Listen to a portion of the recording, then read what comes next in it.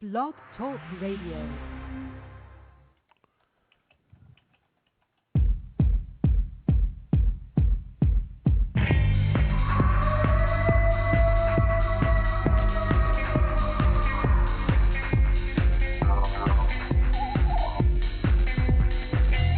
Welcome to Sasquatch Watch Radio with your host, Billy Willard, and the Blog Squatcher. Strap in, hold on tight, get ready, because it is about to go down.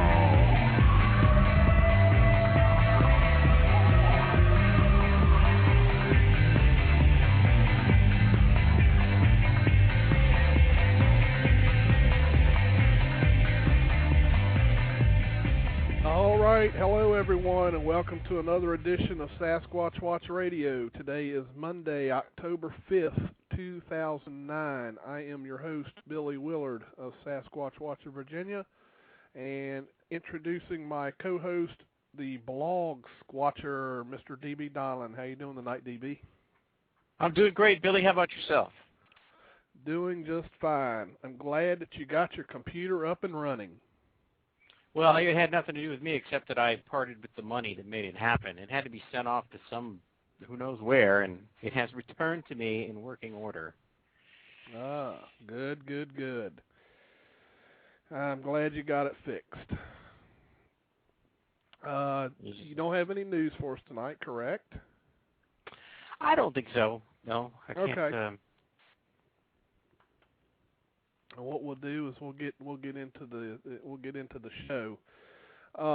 As some may or may not know, Sasquatch Watch of Virginia was in an expedition last weekend up in Dolly Sods, West Virginia.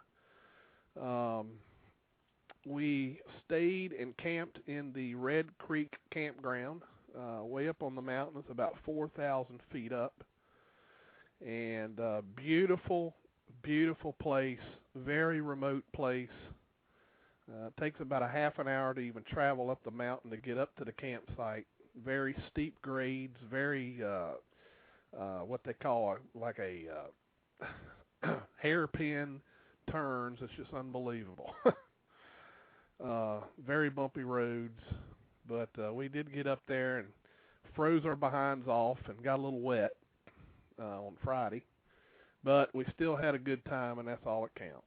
So what I will do is I think we've got some of our participants that are going to be on the show tonight, participants who were there at the expedition, and I will bring them on. But basically, just to give a basic rundown of our main purpose there, was not only to research, but we were also shooting a documentary for the public broadcasting system, or service. You know what, is it system or service? Yeah, public television. Right.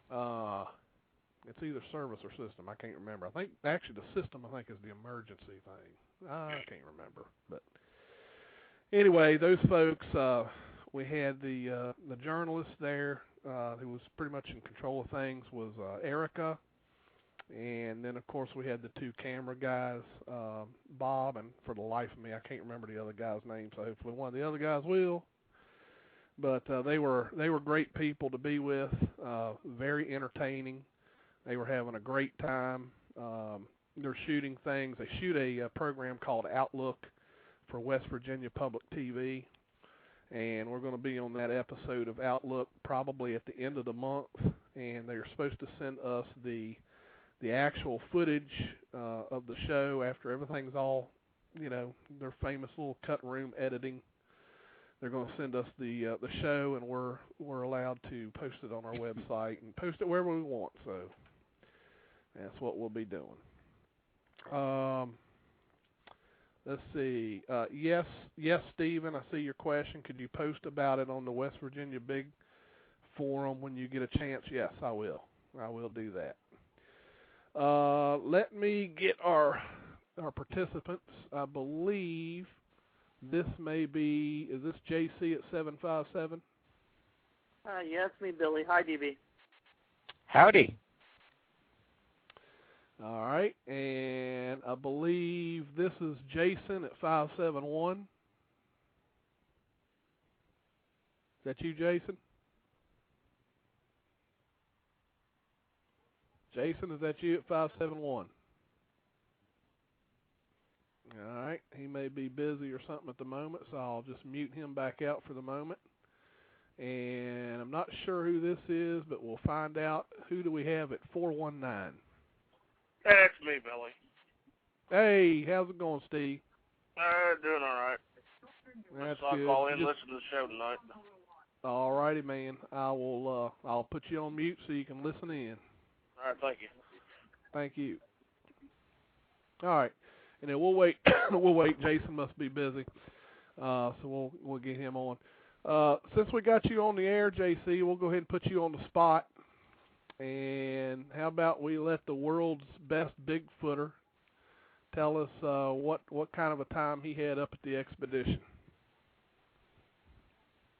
The area was absolutely beautiful. I mean, very remote, like you said. Billy got great joy of scaring me driving up the mountain, by the way, everybody, and down the mountain. He don't like it when I stay on the edge. No, because he's not the one on the edge. I am.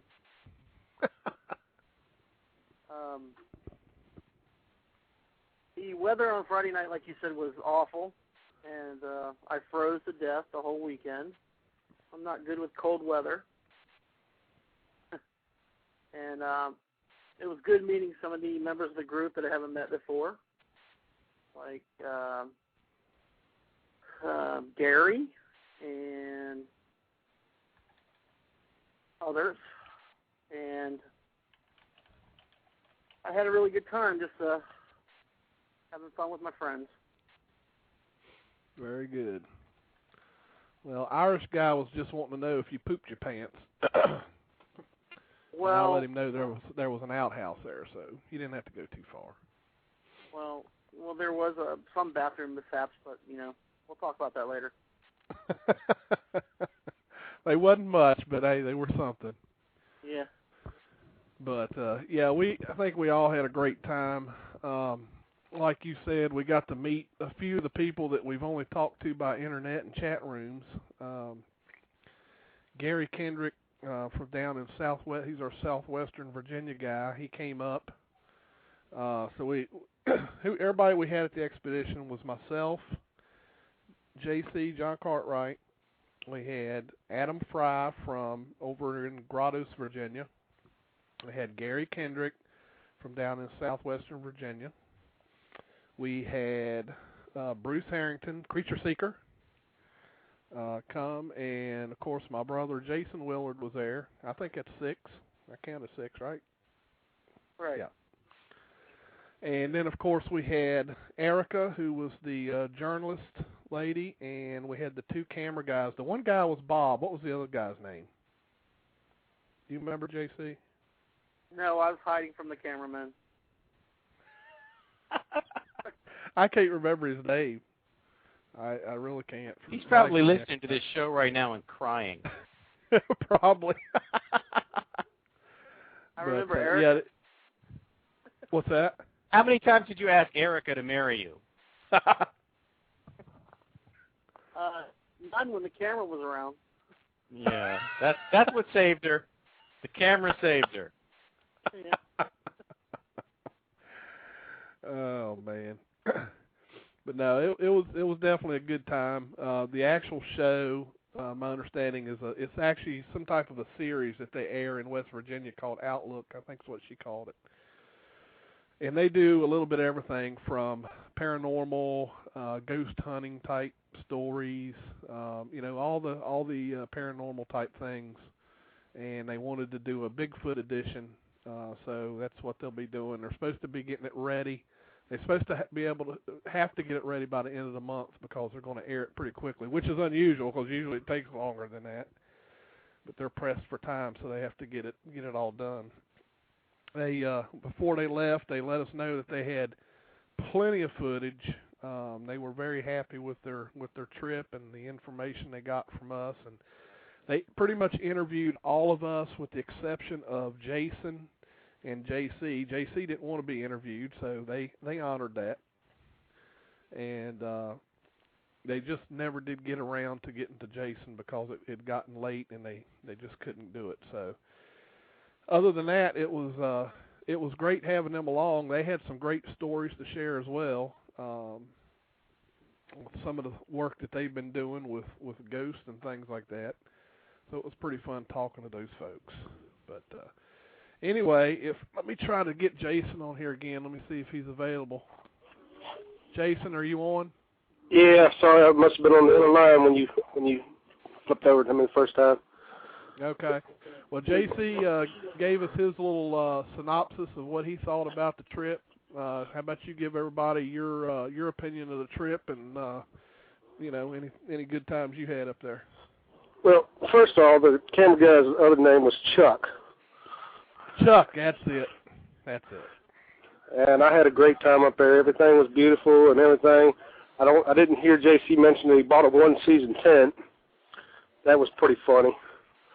He had a nice 8-foot screen, wind blowing in on it. I think the creature seeker calls it the wind tunnel. Yeah, I think that was the brand name of it too. Yeah, that thing had more screens in it than I think my house does. That thing was well ventilated. Yeah, and it doesn't help with that wind whipping around like it was. Yeah, the wind up there was terrible. When you start mixing cold, rain, and wind, that's a really bad combination. But I think we all still had a good time. Pretty much Friday was pretty much a washout. We had gotten there Friday. We had gotten there pretty late. Thank goodness that Adam was on top of his game. He arrived at about 11:30 Friday morning, and he had went ahead and secured the campsite. He actually got the last campsite that was up there, which was great.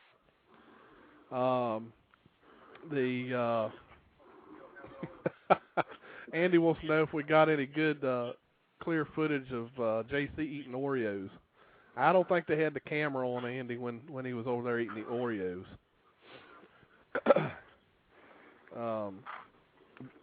The Friday night we went out to do surveillance on a bog that was about roughly a quarter mile, half a mile away from the campsite. It's actually on what they call an interpretive trail, where they've built a deck system out probably about 80 to 100 feet out onto the bog edge, and you can see for like thousands of yards across this bog.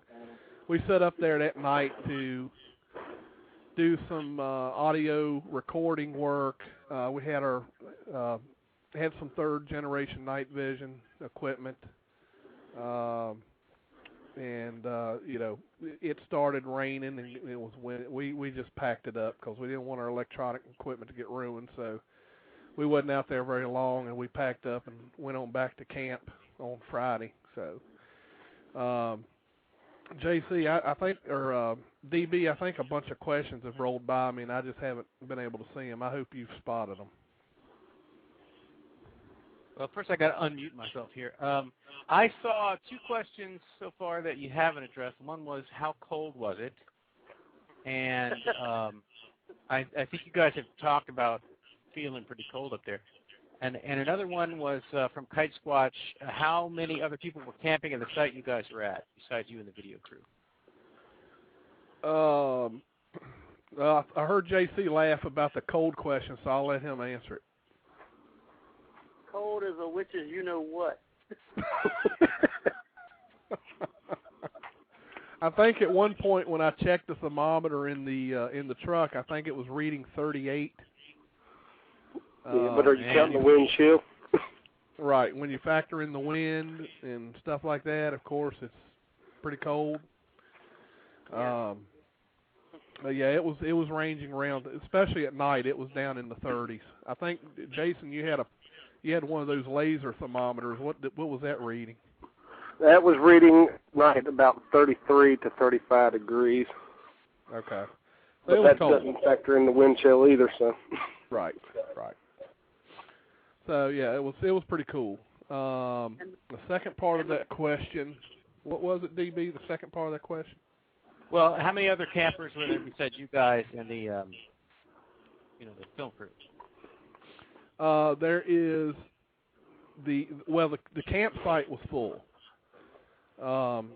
There are two primitive campsites, campsite 1 and 2, that are over kind of in behind the woods. There were people there. There were people in all the campsites. For a place that's as remote as this place is, there seems to be a lot of people that know about it. I mean, we were seeing some people that, were constantly driving in there and back and forth, and I mean, we were really shocked at the amount of people that know about dolly sods. But, the reason is the place is just beautiful. A lot of people describe it as that it looks a lot like the Canada environment up in Canada. Some of the trees and just the actual look of the place. But yeah, it's a very, very beautiful place. So, anything you want to add to that, JC? Well, before Bruce gets online and brings it up, yes, I did get too cold and slept in the truck. Yeah, the first night JC slept in the tent and froze his bajoogies off, and then the second night I think he made the decision that the truck was warmer, and he seemed to sleep pretty good in the truck. So I guess we'll have to call you a truck squatcher now. That's right. But yeah, that's all right. You were cold, so certainly didn't want you getting hypothermia. We saw you over shaking, so we don't want that. All right. Any more questions, DB? I haven't seen any others. Okay. Just so that everyone knows, the call-in number, feel free to call in and ask us any kind of questions. Phone number is 347-237-5070. Again, the number is 347-237-5070. Jason, if you have to cut off the line, just let me know and I'll mute you, because I know you're at work. Let's see. Did you just post that question for me? No, I was trying to post our call-in number, and I forgot I had copied that question instead. Oh, okay. Copied for the call-in number. Okay. All right. So Friday was pretty much a blowout. We didn't get a whole lot accomplished Friday. Saturday was the day that the camera crew was actually there Friday, but they too knew that they were calling for rain, so they went ahead and went back to their. They had gotten rooms down at one of the resorts, and then they came back Saturday morning at about 9 o'clock. So at 9 o'clock in the morning on Saturday morning, we took them out looking for evidence.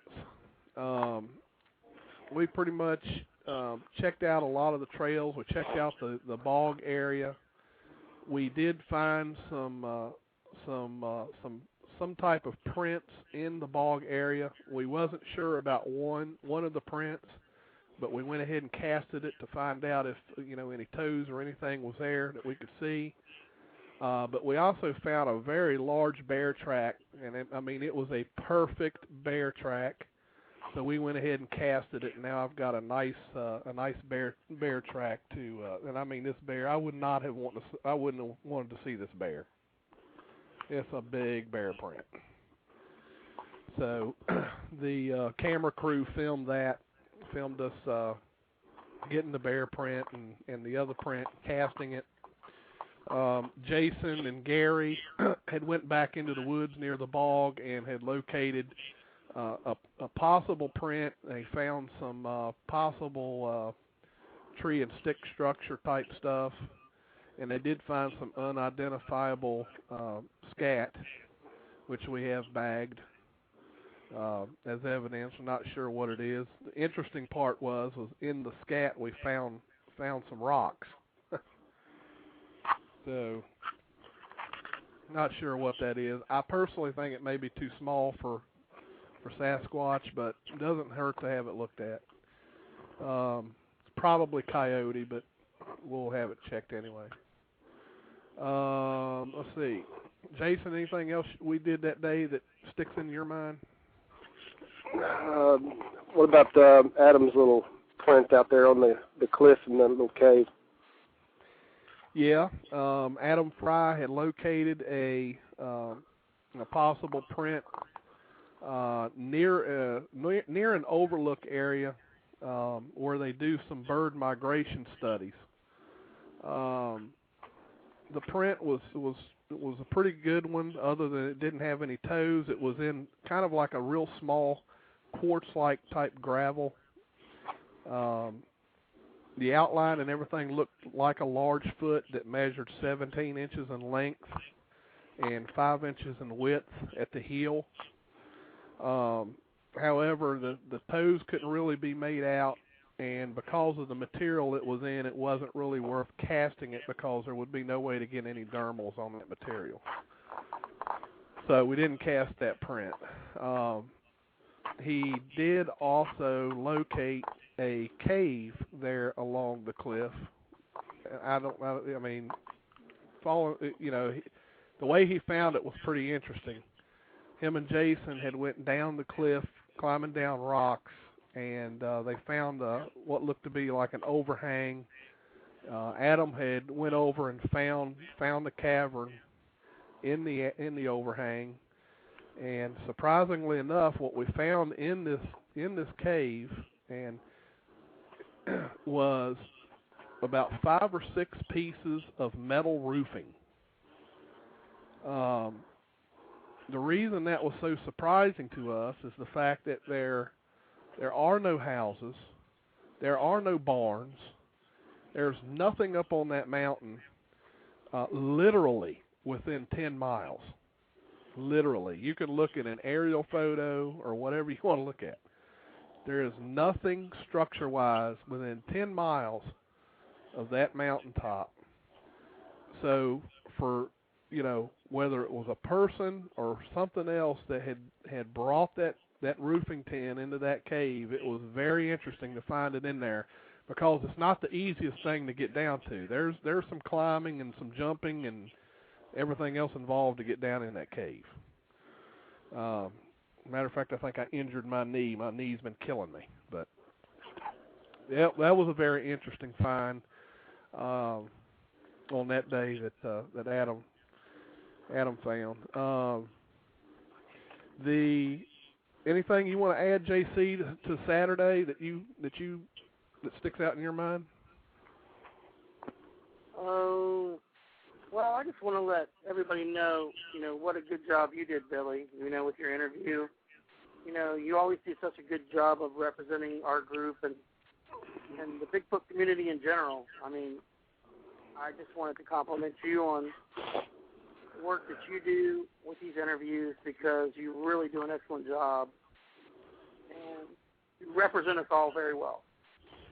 Well, I appreciate that, JC. Thank you, and I'll send you that $25 check tomorrow. No, you can just let me sleep in the truck again. Oh, okay. I appreciate it. I really do. Trying to think here what else we can discuss. I think Jason, you and Gary had also experienced some things late. Well, I guess you actually would call that Sunday morning. Early Sunday morning, y'all were walking down one of the roads. Just talk to us a little bit about what you remember with that. All right, I know that when we came up onto a spot on the road where there was trees enclosed on both sides of the road, Gary pretty much fell to holding his knees and getting very sick to his stomach. And he said it felt like he was getting ready to get ambushed. I got cold chills down the back of my neck from that. I couldn't tell you whether it was just something that came through or if it was just the nipping cold that night. I do remember at one point when I was flashing the light into the woods, my eyes teared up for no reason, and I had to hand Gary the flashlight just so I could dry my eyes out. I wasn't able to smell anything, but I haven't been able to smell anything for months because something's wrong with my nose. Right. Let's see. Well, let me ask you a question real fast here. Go ahead. If you don't mind. Did you find yourself, like, looking over your shoulder? Yes, but I was hearing things from behind me. Okay, so you actually heard things. But you probably have heard about the infrasound hypothesis because we talk about it plenty on this show. And what that is that Bigfoot and other large animals can make this noise that you don't actually hear, but it's at such a low register that you would feel it in your body, and you would be able to detect it that way so that even if you didn't consciously know you were hearing it or feeling it, your body would know, and then you could start having these things happen, like your eyes tear up or your hair raising up on your neck, getting this feeling like there's something behind you. The eyes tearing up thing doesn't have to be related to infrasound because it was really cold, and I know if a cold wind hits me in the face, my eyes will tear up. So could you explain it that way? Actually, that night that we were out, there actually wasn't that much wind that night. Yeah, that was like the only calmest place. Yeah, that was prior to that morning, which was, I guess you all were out there, I don't know, between midnight, 1 or 2 o'clock. Yeah. That was probably the stillest it had ever been up there. It was so quiet. It was so quiet up there. It was really eerie. Yeah, it was so I mean, there quiet. wasn't. Yeah, nothing. No birds. Nothing. Spooky. Yeah. Yeah. Really very spooky. Really spooky. Now, here's one thing we forgot to mention. That night, while it was quiet, we kept hearing something that we all had a different opinion as to what it was.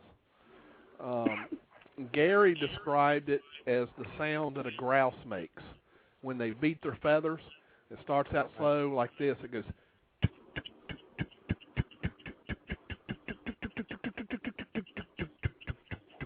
just like that. It sounded like, Gary thought it sounded like a grouse, but grouse don't do that at night. I had mentioned I thought it sounded like someone trying to start their generator. The problem with that is the sound moved. So it wouldn't have been just in the campsite because it would do the sound in different places. That, and they would have been trying to start it for like 4 hours. 4 hours through the morning, right, at that time. So what it was, I don't know.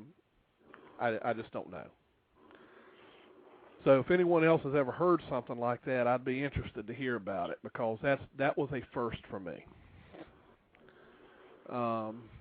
Let me grab this caller that's hanging on the line. I think that might be Mr. Henry May. You might be right there, Billy. I'm just getting good. Yeah, it sounds like you guys had a great weekend there, and sounds like y'all might have found some things, maybe not necessarily Sasquatch related, but still very interesting.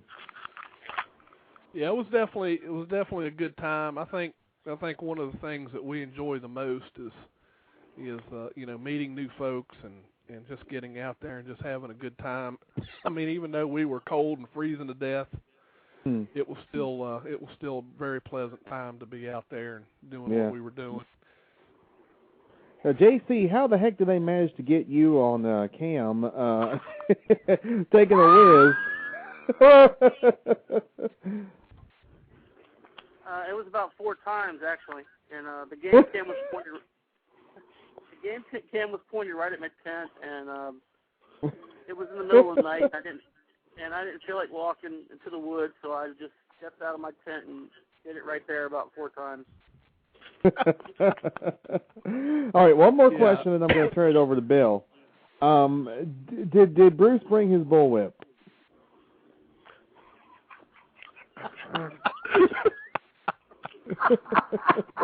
No, No, but Gary was in the attempts of making him one on the site. Okay, Bill, I'm sure has some questions, so I'm gonna let him take over. Billy, I'm glad you all had a great time on the expedition, and also, did you guys catch possible glimpses of creatures on the expedition? I know you said you found footprints. And is this going to be mentioned in any Virginia newspapers soon? I personally did not catch a glimpse of anything. Jason, I think, thought that he saw the shadows of something up on a hill. Is that right, Jason? It's very hard to tell because that was when when we were all out there on the dirt road, correct? Yes. Yeah, when Gary got his he said he saw like some 3 eye shines, right. And I came back and used the night vision scope and spotted 2 possible shadows or 2 possible something in the tree that looked just like something was standing there. Right. So while he was out back in the woods going closer to the things, I'm watching them to see if there was any kind of movement. But about that time, something startled me from behind, and I turned around to make sure there wasn't anything behind me, and I turned back around, and I couldn't find those 2 images again. Right. Did the documentary people catch that event on film or anything? Is that going to be in the segment that's going to be on at the end of the month? I think they were gone at that point. Yeah, the filming crew had already left. They actually had so much footage that they didn't know what they were going to do. So they didn't hang around. I think they left, y'all can correct me if I'm wrong, but I think they left about 10 o'clock that night.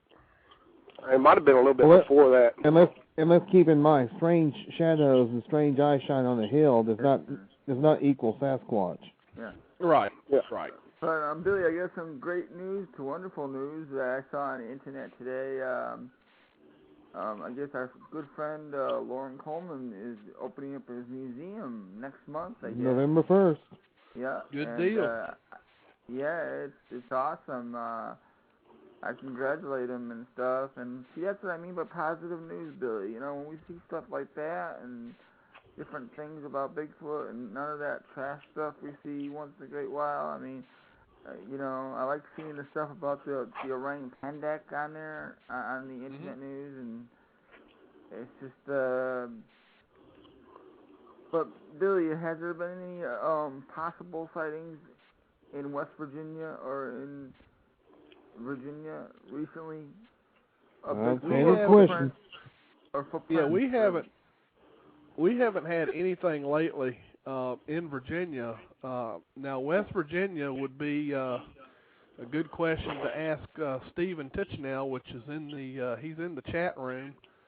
So he's under West Virginia Big, WV Big. Yeah, so have you heard anything from West Virginia in that part of West Virginia? Yeah, Bill. No. Well, no, I hadn't heard anything recent. Oh, okay. But there were Go ahead, sightings JC. in the campground. There have been sightings in that campground. Oh, anything recent or what is it, old? Billy? 2 years ago? 2 years ago. So this is going to be on PBS, or it's going to be on so a regular cable channel. So that it'll be on. I'm not 100% sure if they're going to put it on all the PBS channels. My understanding is that Connections is actually a special PBS program that comes on in West Virginia. Okay. Erica promised me that she would be sending me the actual program so that I'll be able to post it up on my Facebook and on my website, so that way everyone will be able to see it even if they're not in West Virginia. Yeah, that'd be great, Billy. And, so we'll be sure to do that. So DB, what's new on your great blog?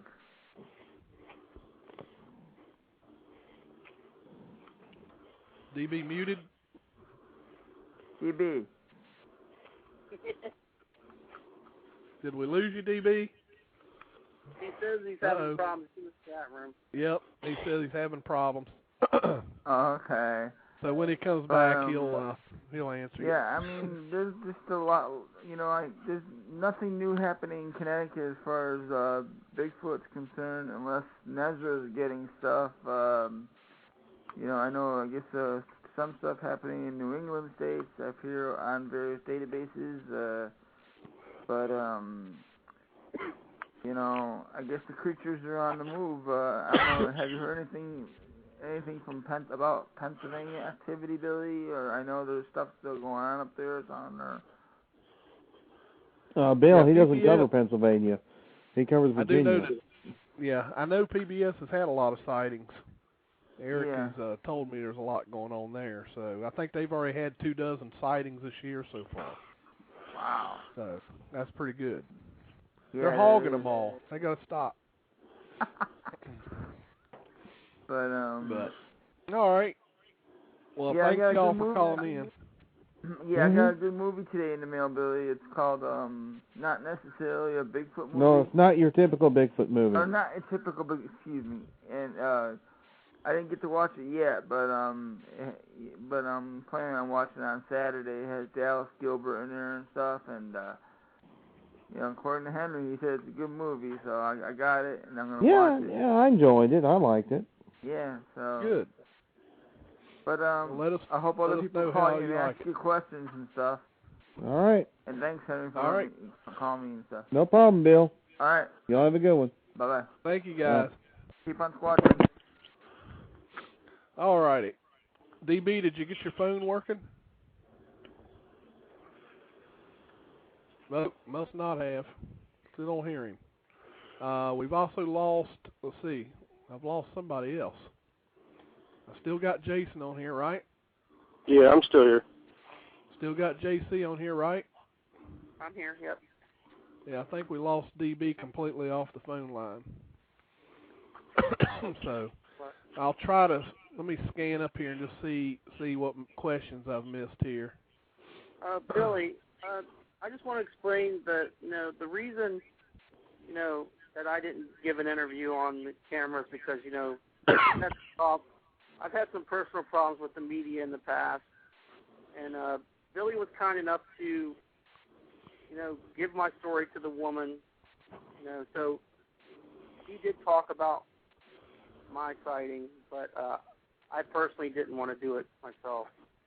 And it's nothing against the film crew that was there or whatever. I've just had a lot of bad experiences lately, and I don't want to push my luck anymore. Right. Yeah, that, I'm sure you get tired of telling the story anyway. But well, you said that, I didn't. Right. But anyway, I think I saw someone, and I think it was Alan. Who asked who was Erica. Erica was the journalist for the PBS. She was the one who pretty much was asking the interview questions. So she's the, I guess you could call her the what would you call that? She's the lead news reporter, I guess you would call her. That was Erica. Reverend Strone says, can you guys recount any of the campground sighting stories? Yeah, I can.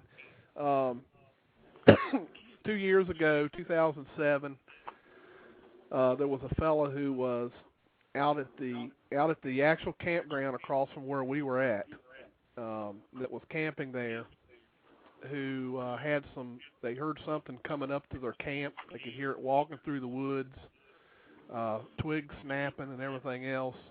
Heard vocalizations, spooked them pretty badly. They never did have a visual. They just heard the vocalizations. It was very strange to them. And actually, since we mentioned that, remember this is, I just now remembered this, JC. I can't remember if you were up or not. There were two guys from Pakistan that were actually staying in that same campsite that came over to us early Sunday morning, probably about 1 o'clock or so. And they actually came over and asked us to come over and look around at their campsite. And we asked them why. And they said, well, they said there's something with heavy footsteps walking around over there behind their camp.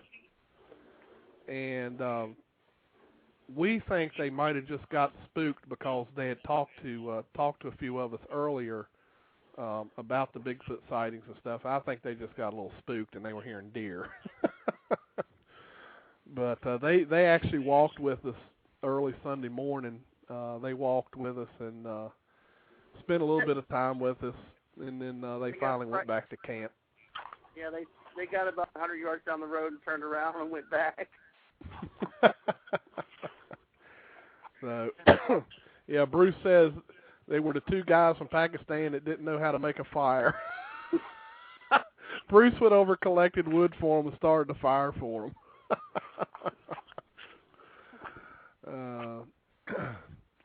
I don't think we got DB back yet. Poor DB's having problems. Let's see. I've probably missed a ton of questions. I'm trying to look through here and see if I have missed anything. Have you seen anything, JC, that I've missed? No, I was busy flirting. I'm sorry, Billy. That's all right. If anyone typed a question, type it in again, and hopefully I'll spot it. My question catcher is probably trying to work out some issues that he's having there with his phone. Here's one question. Let me stop this thing. That's what I'll do. Let me stop the scrolling. Here we go. Billy. Question. What? Yeah, Andy Drew asked, did we try any new research techniques that we haven't tried on other expeditions? The only thing we did different was we had Gary with us, and Gary is Cherokee, and he decided to try some Cherokee language in the woods. I have no clue what he was saying. Do you remember if he told us what he was saying, JC? No, I don't. He also played the didgeridoo, remember? Yeah, he did. He had a didgeridoo, which we all cracked up laughing at him.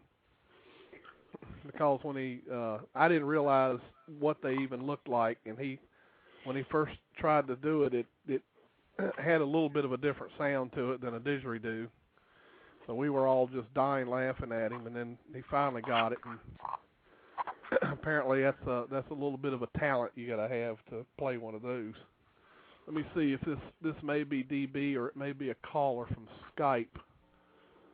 Caller, you're on the air. Well, the good news is it's not Hugh.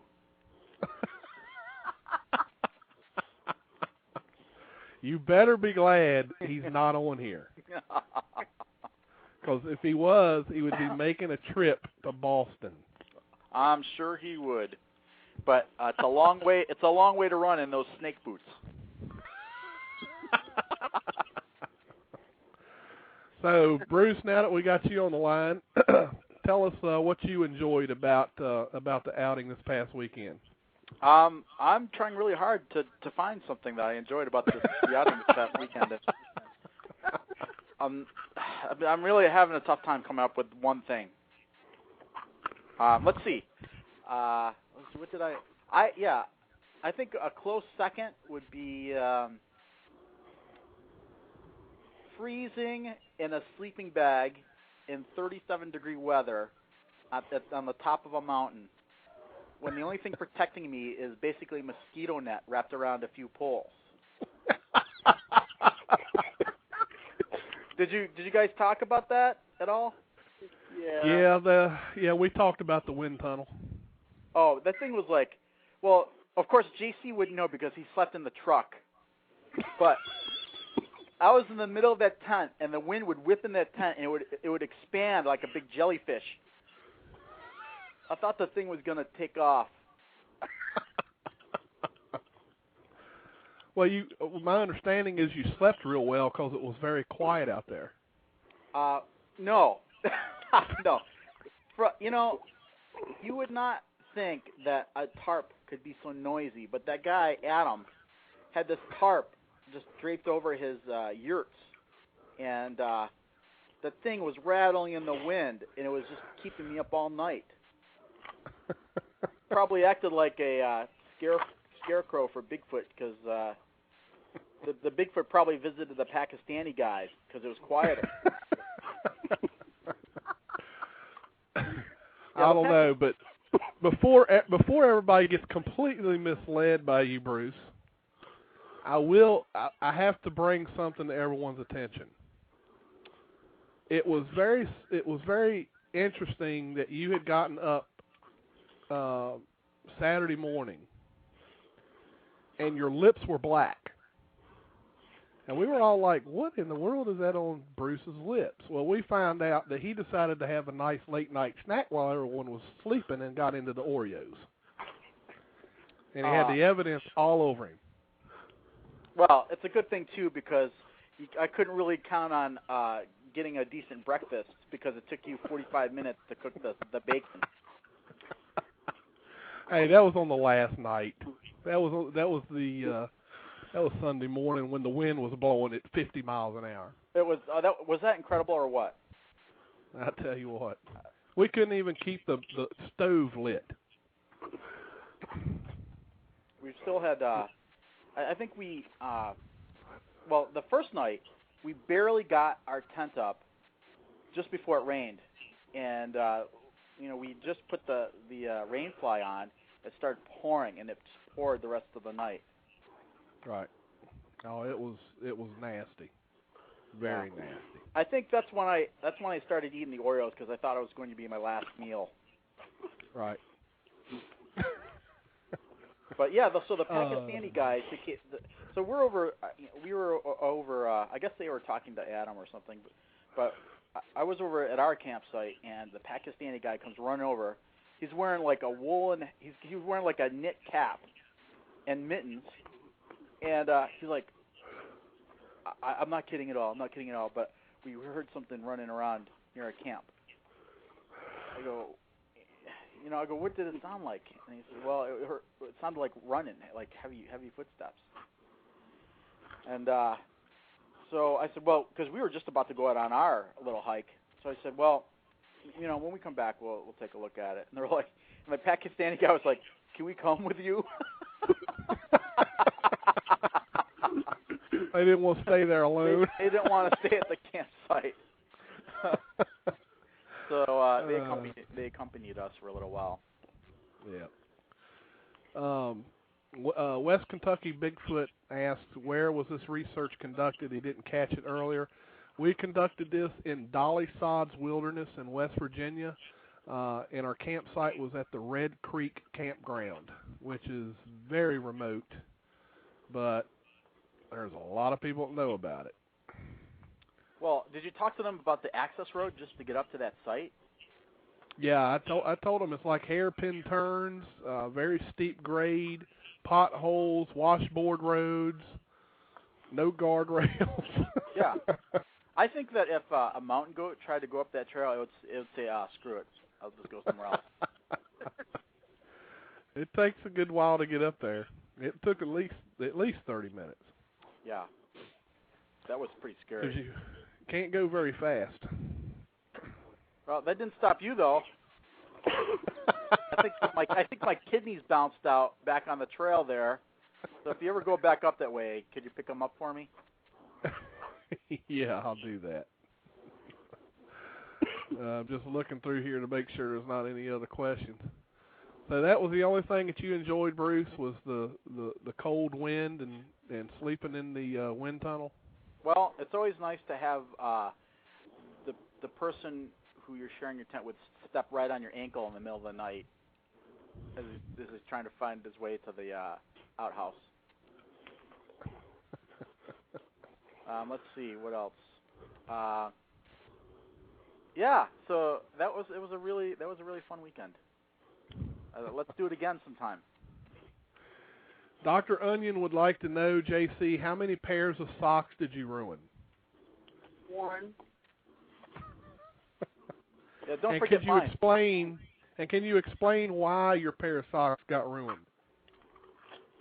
because it was raining and I was half asleep, and I went outside to go to the bathroom, and I forgot to take them off, and I just walked out in the grass and peed. And just so everybody knows why we got pictures of JC was we had decided to put up a trail camera, or, viewing the tents, so that if anything came around while we were all sleeping that night, we would catch it on film. And that's the reason we had the camera out. So yeah, I'm sure there'll be some interesting videos on the camera.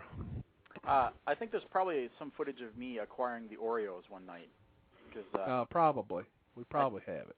I went to get the Oreos out of the trailer, and I heard a click, and I looked over, and I saw a red light on the trail cam. Yeah, so we got you. Caught you. But, yeah, that was interesting. That was just an interesting area up there. There was just a lot of habitat and just a lot of resources that could sustain, I think, a family of creatures up there. And certainly, certainly a lot of deer. I mean, I think that was the only wildlife that we actually saw were the deer. Right. And right by our campsite, there were two that night. Right. Yeah, they came really close, too. Irish guy wanted to know if anyone brought a banjo. Nope, just a didgeridoo. That was the only instrument we had. That was a treat. Let's see. Yeah. The didgeridoo? Yeah, that was pretty good. Let's see. I'm just making sure there's no other questions. I think I'm good. DB has never came back, so he must be having some pretty serious problems with his connection, so hopefully he'll get that worked out. He's probably trying to mend his snake boots. Oh gosh. All right, y'all, I'm gonna take a quick commercial break, and as soon as we get back from the break, we'll talk about some other things that we did up there. So if everyone can just hold on a minute. Can you stay on, Bruce? Sure thing. Jason? Yeah, I'm still on. All right, JC? Yeah, I'm not going anywhere. All right, we will be right back then after this commercial.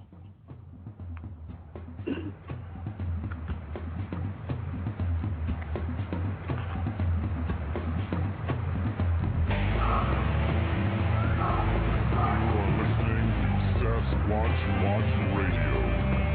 Stay tuned.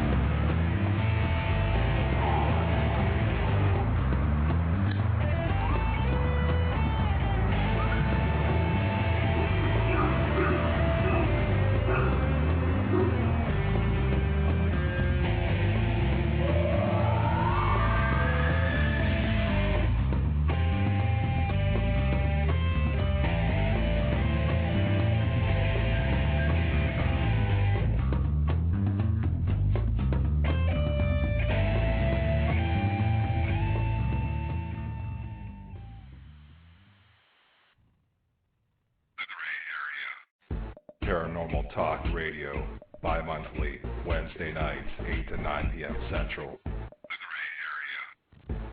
Paranormal Talk Radio divas Melissa Hovey and Monica Rollins, never afraid to tell it like it is. Too hot for prime time. 60 minutes of take no shit, grab you by the balls. Paranormal Talk Radio. 8 to 9 p.m. Central, every other Wednesday night on Blog Talk Radio. Paranormal Talk Radio with an attitude.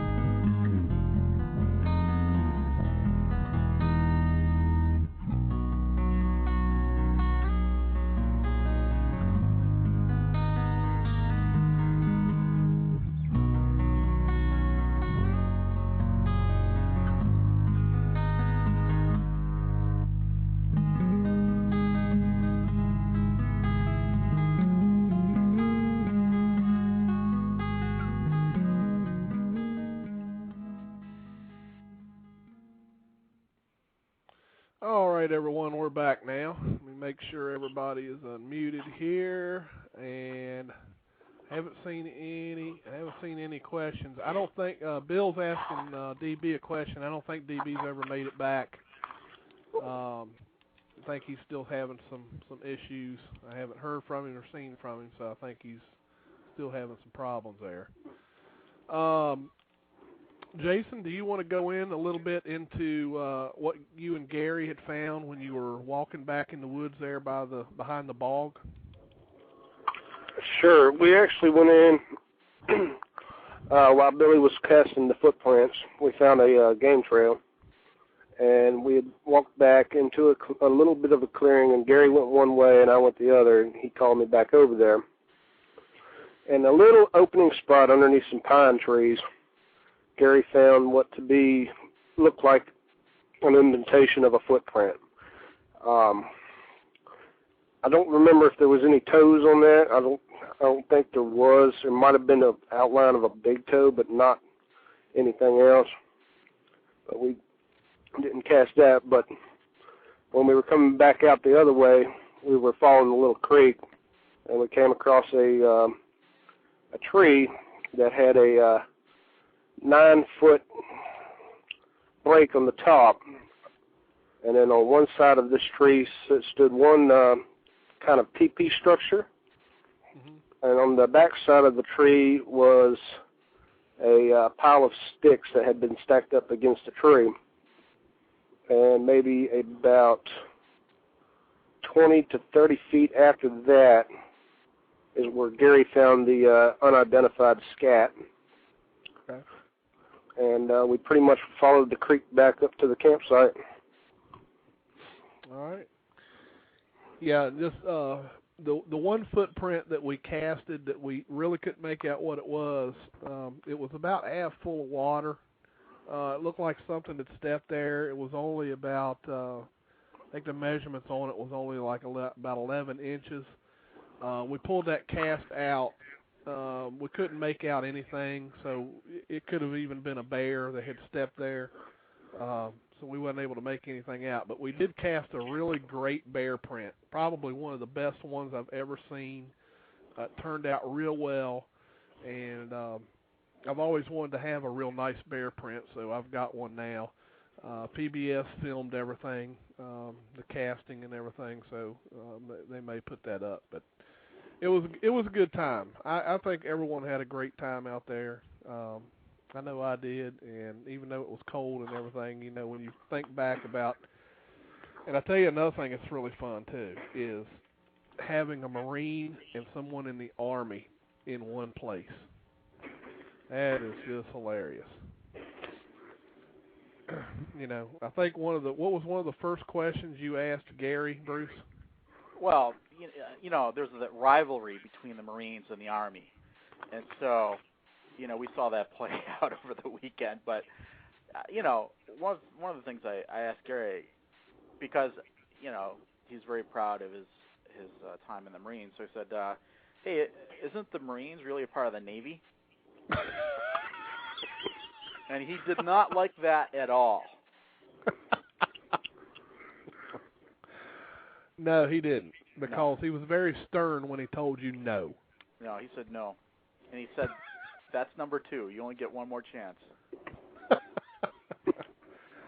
Oh, goodness. Yeah, it was pretty funny having those two guys there. It was hilarious. Did we have enough meat, you think, that weekend? Yeah, I think so. You know, that was the other thing. We had stopped at the Super Walmart to try to make sure we had enough stuff to eat, and, you know, Bruce was like, yeah, Billy, I think we need some more. I was like, I don't know, Bruce. We got an awful lot of food. Well, let's get a bunch of steak and a bunch of chicken. Well, you seem to have a selective memory, Willard, because as I recall, I'm the one who said maybe we have too much food. But there's no way I was putting the steak back. Yeah, we knew that. Oh, and here's another thing. If you're in Walmart and you're looking for seasonings, do not look in the aisle labeled seasonal, because there's no seasonings in the seasonal aisle. And apparently we had went. Me and Jason had went and gotten 2 bags of charcoal, some tin foil, and a lock. And when we came back, Bruce had just found the barbecue sauce because he had spent all of his time in the seasonal aisle looking for some barbecue sauce. Well, Billy, there's a lot of Halloween stuff I had to rifle through to look for that barbecue sauce.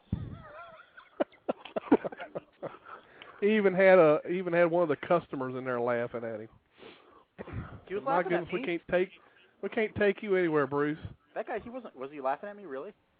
Yeah, he was laughing. When he found out you were looking for the barbecue sauce in the seasonal aisle, and you was wondering why there was no seasoning in the seasonal aisle. It's not even a seasoning, it's a condiment. It's not a condiment. It is not a condiment. A condiment is something you put on your food after it's been cooked. When you cook your food with it, it's a seasoning. Okay. All right. So that Walmart is messed up. All right. We'll let you keep believing that there, Bruce. So.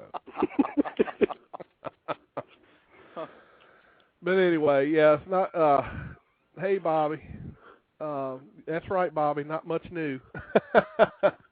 We did not find Bigfoot, but we did have a good time. And that we've pretty much covered everything that was done out there. The interviews were pretty typical.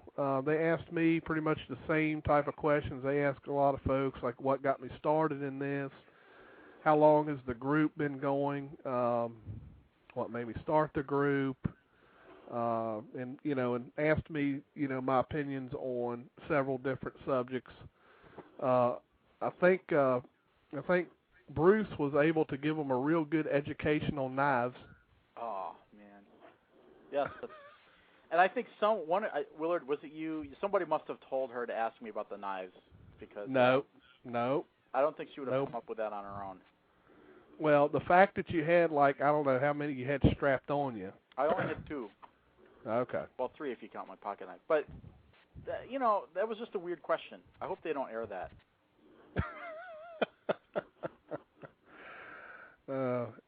Well, at least you told them what kind of metal the knives were made out of, so that was good. Well, you guys were busting my chops all weekend because of that. What is so funny about that? I was just trying to give you guys just a quick introduction to nice metallurgy. And I appreciate it. But we got to bust you on something. You bust us all the time. That's right. Could have busted him on the Indiana Jones get up. Thanks, Jason. Oh man, I hope I got some good pictures. I'll have to post those up. Well, Gary, did Gary ever finish your whip? You guys are killing me. That's what he was trying to do. He was trying to braid you up a whip. I thought he was working on some sort of strap for his didgeridoo. Now here's the thing: if someone invites you to share a tent with them, and they've never been camping before, so don't assume that they know what type of tent to get. Because JC, you better come on here and defend yourself. Because when we put that tent would have been a great tent for Aruba. I'm the world's greatest Bigfooter. I don't know anything about tents. And it's always a good idea to have at least set the tent up at least once before you go out, so that I'm not trying to read the instructions by the light of a flashlight. Oh man, that's just a takeaway there for all you listeners. All right. Well, I think JC's looking for another tent. Oh, what's the matter? Was it cold, JC? Was the truck not warm enough for you? Okay, I screwed up and got the world's oldest tent, okay?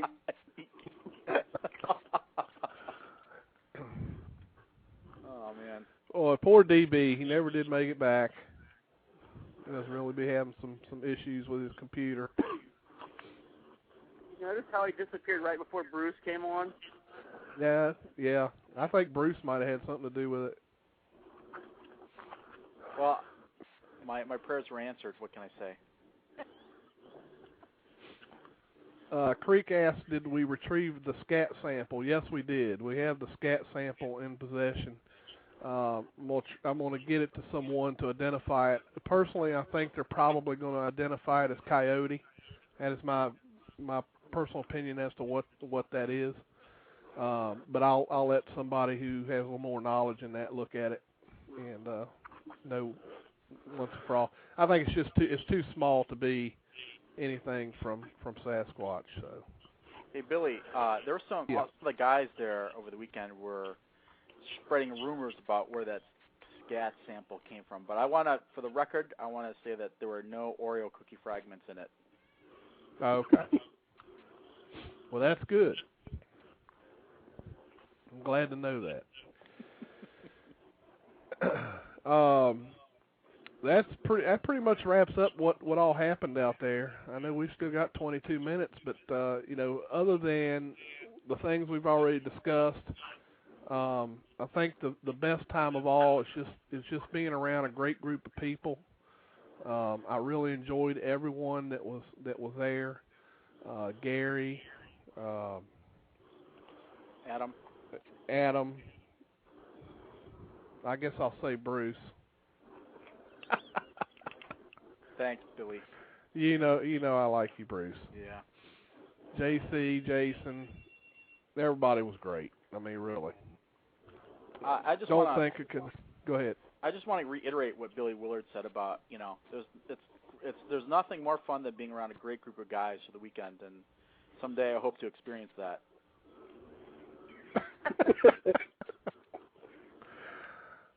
See if we ever invite you to another expedition. Oh, yeah, because you can never get too much hypothermia in one season. I swear.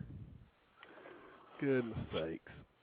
All I want to know is did you make it on your plane in time, and did you get another double chocolate chip muffin? Oh, no. Did you? You didn't talk about that, did you? No. Oh, good. Because I'm not going to either. And the answer is no, I didn't. You didn't get on the plane in time? No, I didn't get a chocolate chip muffin. Oh, okay. So you took off and everything was good and on time. That's good. Yeah, it was great. It was probably the warmest I'd been all weekend on that plane. I'm sure it was. I tell you, the funny thing was, if y'all remember, when we got left on top of that mountain that morning, it was still in the 40s. And when we got down off the mountain and got down in town, it was almost 70 degrees. That is the difference in the temperature between the top of that mountain, 4,000 feet up, and down in the town. Unbelievable. Yeah, so I think that's another lesson learned is that when you're getting the weather forecast from a nearby town, you have to take into consideration that, even though that town is very close to where your location is, it's, at sea level, there's a different climate than 4,000 feet above sea level. Right. That's for sure.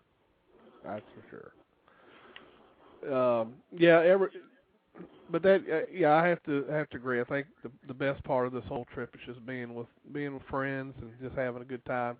I think we've done that so many times before. No matter where we go, we always have a great time, and that's probably the best thing about these whole trips. I mean, really don't think you could ask for a better group of people to be with. Yeah, and we were talking about this, Billy, and I think that when you go on these sorts of expeditions, especially if you're new, we've done this countless times before, so we kind of know the routine. But when you're new, there's an expectation. There's a high expectation to experience things and see things, and a lot of times you don't.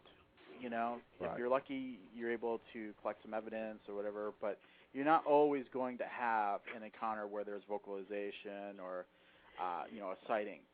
And so really the frame of mind that you have to take about these types of things is that you want to go out there and you want to do some research, but you want to make it an enjoyable experience. You want to have a good time. And if your criteria for whether it's a successful expedition or not hinges upon whether you had a sighting, you may be disappointed a great number of times. So it's important that you go out there with a positive attitude and just enjoy being out, in the outdoors. And for me, I live out in the big city here in Boston. Being out, be out in the woods and in the fresh air and being out with nature is really, a large part of the draw for me. You guys are a really fun group of guys, and I really enjoy hanging out with you. So, that is probably one of the major motivating factors for me. I get invited out on expeditions, with other people, and sometimes it's just, not a group of people who are fun or as fun as you guys. So, again, you have to have the right frame of mind for these types of things. Right. Would you agree, Billy? Oh yeah, you definitely. I mean, definitely. And it's just like you said. It's how many times have we been out on these things and never seen or heard a thing? Countless of times. Mm-hmm. So it does. I guess in one way it gets a little aggravating, but at the same time, if you saw and heard something on every single expedition, I believe you would think something's just not quite right. Because obviously not everyone is seeing and hearing things. Well, I guess I can't say that, but I certainly never go out every time and find something. So that's the way the cookie crumbles. Well, I had or as Bruce would say, the Oreo. I had a similar conversation with Erica. I'm just saying, we sometimes we have an experience where there is a vocalization. Sometimes you don't, and that's kind of the way it goes. It's par for the course in this thing, and you can't get discouraged by it. But this is sort of the part of researching that's just not glorious. You got to go out there and you gotta go through the trails and you got to look around, and it's work. So you got to make it as fun as possible.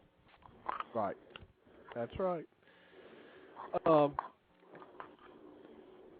JC, I want to ask you, what was the most enjoyable part for you at the expedition? Oh, just the area was just so beautiful, and I'm still learning from you and Bruce and everyone else about researching. I'm really new to this, and I enjoy learning something new every time we go out. That's what I enjoy the most, just learning, different techniques from you and Bruce, and watching everybody else. Every time I go out into the field, no matter who it's with, I just want to learn something new and experience something new. Right. Andy's asking us, when is our next outing, and have you guys tried A1 steak sauce on Oreos? Well, we had A1 sauce and Oreos, but I don't think no one ever tried both. Is that correct? No, right. I don't think so. I think it was close, though. There was at one point where I was probably alternating butter steak and Oreos, but never at the same time. Well, actually, the way the wind was blowing, it's a wonder that the bottle of A1 didn't dump over on the Oreos. So, but it didn't happen. As far as when our next outing is, I'm not sure, Andy. I don't have anything at this point scheduled. So we don't currently have anything coming up. We probably will try to do something probably closer to spring, because I don't think anyone wants to freeze their behinds off again. I guess Andy must be really eager to get bronchial pneumonia. Oh, goodness. I don't see any other questions. Jason, what was the most enjoyable part for you? Getting to meet Harrison Ford. Jason, there you go. I'm gonna here. Now I'm meeting all the people in the group for the first time. I mean, I've met JC before, and of course you, but everybody else there I hadn't met before. But it was really enjoyable actually getting to meet some of the people in the group. Yeah, again, I think that's the key factor is just enjoying everybody's company. Now, I think it's important. I think it's important to note that Jason was our communications expert. He had actually a satellite phone, and I'd never seen anyone dial up like a sex chat on a satellite phone before. So that was a first for me. You got to remember that Billy did the same thing. He was on there first. Yeah, but I just left a message. It was after hours, I believe. That's because Billy is too cheap to pay the full $3.99 a minute, so he paid the 49 cents a minute just to leave a message. I know. But no, that helps to people to appreciate, how remote of an area this is. I think everyone there had a different phone system. I had Nextel. I think Bruce, you had Sprint. Sprint, yeah. Jason had what's yours? T-Mobile. T-Mobile, and nobody there had any cell service. So the only thing that would work was the satellite phone that was in Jason's car, which is what's that thing called? OnStar. OnStar, yeah. And that took long enough. Just to connect to an outside line took a couple minutes. Yeah, it usually picks up right away here, but it took a couple minutes to actually connect them up there. Yeah, so kind of helps you to appreciate just how remote of an area this really is. We've got another caller calling in here. Caller from the 541 area code. You're on the air. Yeah, hi. Can you hear me, Billy? Yes, I can. Yeah, hi. This is Toby in Eugene, Oregon. How's everyone doing tonight? Hey, pretty good. How are you doing? Good. Hey, I just wanted to touch bases here with your listeners and yourself here on something I'm organizing here in Eugene, Oregon. There's a Bigfoot symposium in the works, and I just wanted to make a plea to any Bigfoot enthusiasts, in particular artists, that would like to be involved there. If you have Bigfoot sketches or any type of artwork that you're working on related to Bigfoot, we're going to have something here in spring of 2010 at a local art dealer here in town. Also, you can forward all those things to my email address. Would it be all right if I give that out? Yeah, go ahead and give it out slowly, and I'll type it into the chat room. Sure. If you want to email that to friendofthefeet@yahoo.com, friendofthefeet@yahoo.com, and get in touch with me about what exactly you have to display as far as art. We'd be happy to do that for the week of the Bigfoot Symposium. We're also planning, when I say we, I just mainly mean myself here, but Autumn Williams agreed to go ahead and speak at the event here, so that's exciting. And we're working on scheduling Cliff Barrickham out of Portland, but it's just hammering out the details with, his schedule being a science teacher. And I will keep everybody here abreast about exactly the details on that. If you live close to town here, it'd be great. All right. Well, you this symposium, are you going to put it on a website somewhere, or are you going to develop a website? Yeah, what I'll have is something on Blogspot here. It might be connected to the existing website that I already have up there, but if it's a whole new thing, then it will be posted here probably in the next 30 days. And then if you wanted to get more information about the actual date, right now we know it's going to be in spring, but as far as it's going to be in May or June. All right, very good. If you get that, once you get that all done, if you don't mind, shoot me over an email with the link, and I'll be sure to post it up here on the radio show page as well as my links page. That'd be great, Billy. Hey, thanks. Have a good day. Not a problem. You too. Bye-bye. Now, what's this friend of the feet? Is he a podiatrist? To be honest, you know what? I have seen him. I've gotten some emails from him before.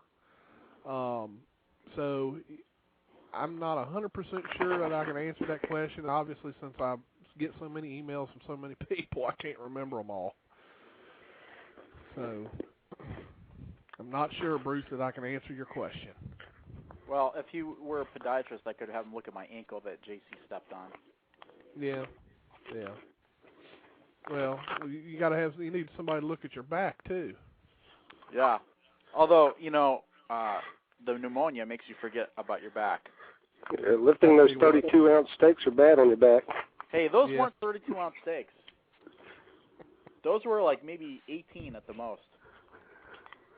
Okay. Well, I tell you, it sounds like you just might be getting old. Yeah, that I am. But at least I'm not as old as Irish. Yeah. Well, he's not here to defend himself, so you done missed out. Now he'll listen to the archive, and then he'll be making a trip to Boston. So we got about 7 minutes remaining. Trying to think if there's anything else we can discuss before we go off the air. I forgot, it's my birthday. That's right, man. Well, no, not today. Well, yesterday was. That's right. Everybody wish JC a happy birthday. I know I didn't get to do it until late because obviously didn't have no internet connection. So I think a lot of people have already wished you happy birthday probably on your Facebook. I've seen it on just about every forum you're on. See, it means you're well loved, man. Yeah.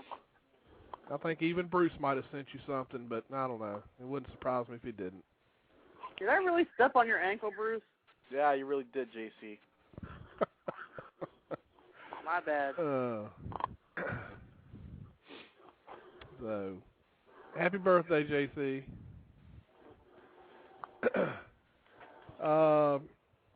I think we'll cut it short tonight. I don't really have anything else to discuss. Next week we will have another guest, which I will not mention yet at this point, but probably be a good one. And I think that's about it. Hey, Billy, just one question. Yeah. If you could do something differently about this weekend, what would it be? If I could have done something differently. Yeah. Well, unfortunately, I'm not God, and I couldn't control the weather. Well, that would definitely be something I'd want to be different. I've been thinking about that, Bruce, and that's a good question.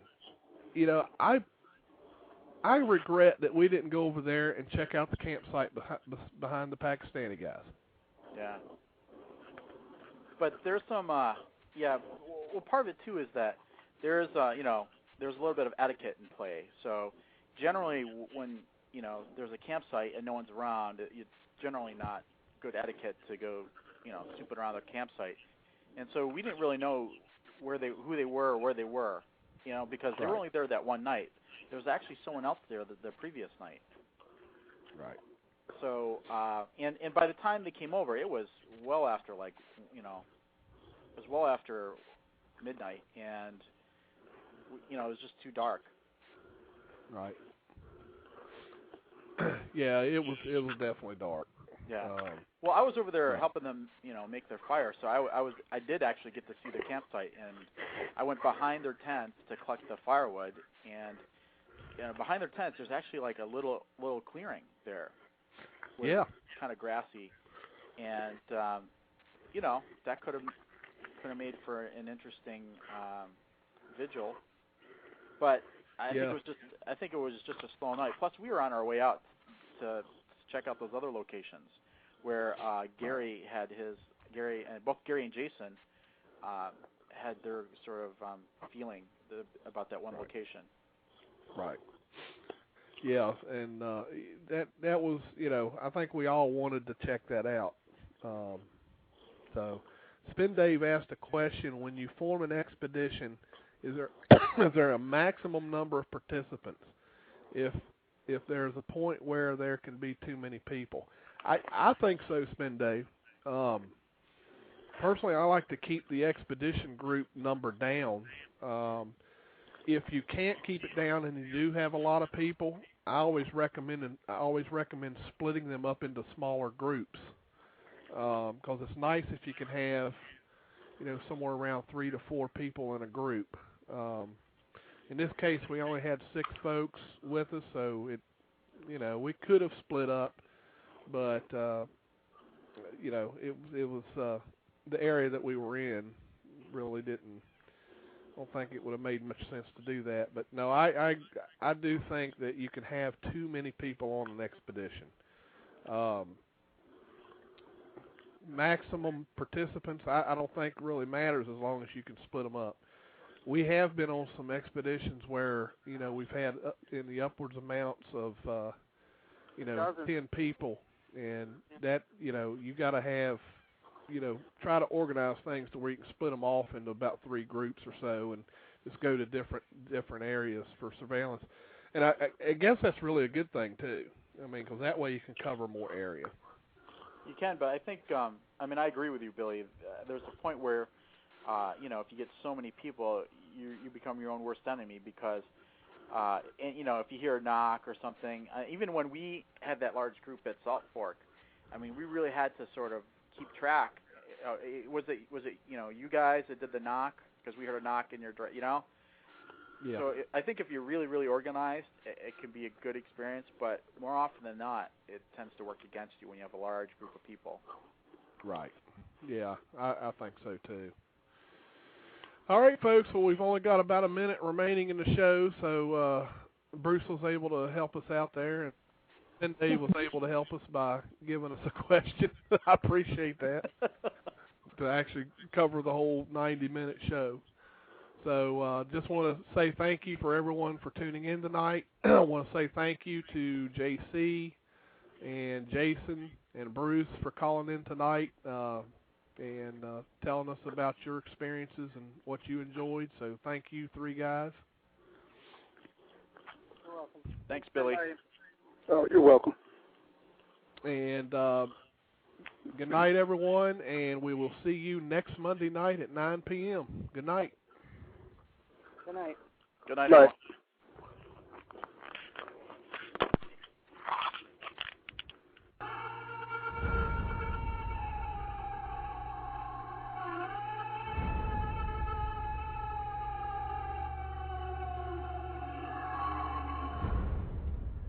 A legend silently stalks the forest around the world,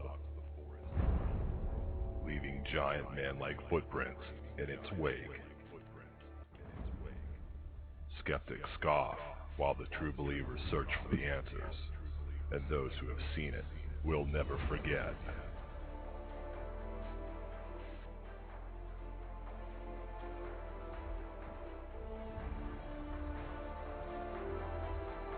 Monday nights, 9 p.m. Eastern, Blog Talk Radio. Billy Willard and the Blog Squatcher present Sasquatch Watch Radio.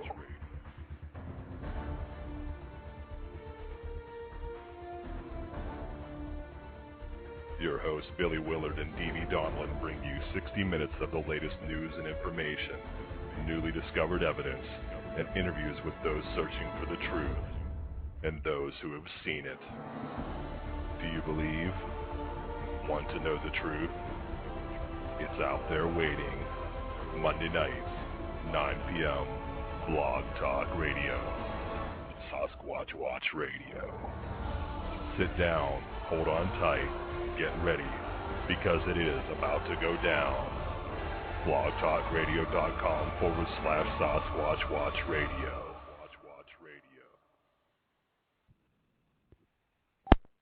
Why? Why? If you have T-Mobile 5G home internet, you might be hearing this Why? a lot. Why? Every time your internet slows down during the busiest hours. Why? Why? Because your network gives priority to cell phone users. Why? Good question. Why not switch to Cox Internet with 2 times faster download speeds than T-Mobile 5G home internet during peak hours? Okay. Stop the whys and visit cox.com/5G home for details. T-Mobile prioritizes certain T-Mobile phone users over home internet users during times of congestion. Defensive cyber operations is challenging and ever-evolving. The threat landscape of today is diverse, and everyone can be a target. Many agencies are forced to be reactionary in making decisions about their security architecture. Thundercat works with our customers to break this reactionary cycle and help make strategic architectural decisions in a focused and pragmatic way. To learn more about our unique cybersecurity offerings, visit thundercattech.com/cyber.